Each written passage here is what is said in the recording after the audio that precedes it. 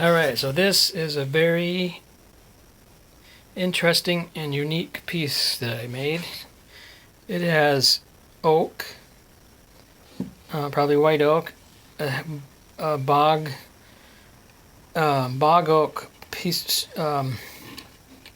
of. You take bog oak, if you get little chunks of it, you can order from Eastern Europe, and then I get it and I grind it down and turn it into a powder, and then I use it as inlays.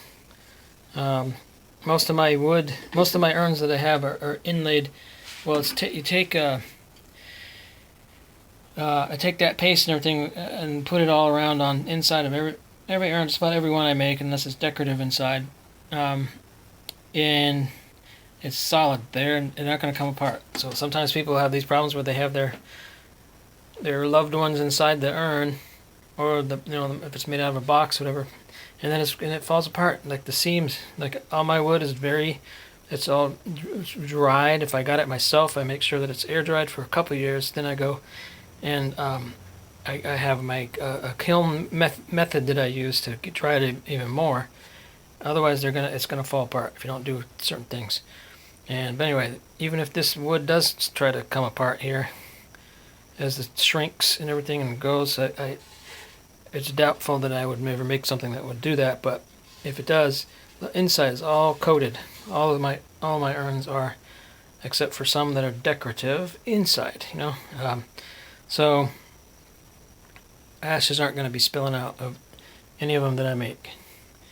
So this one is, for some reason there's money in there. I think it was because when last time I had these out, it was a vending event. I wanted to see if anybody noticed. If they go ahead and look it in there. Sometimes I put little plastic skeletons in there, and people look at the table at a vending place, and they go, "Ooh!"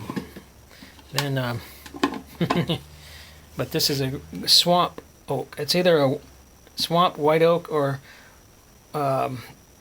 there's a couple of them that sound like they're swamp, but best I could tell because I use I can do by wood identification. The end grain tells a story about exact species. It's like a fingerprint for each species, but each species, not each tree, but each species of wood. So that's what this is a very cute. It's a little glossy in some spots because I just oiled it and brushed it or cleaned it off and everything. But it's not shiny really in any place. But this is the little feet that I made on it. Very cute. This is small, and wouldn't necessarily be an urn. I would say you could use it as an urn. It would hold an average sized person. But it's kind of more for like a reliquary, I think, is how I make these sarcophagus. And I guess that's it for that one.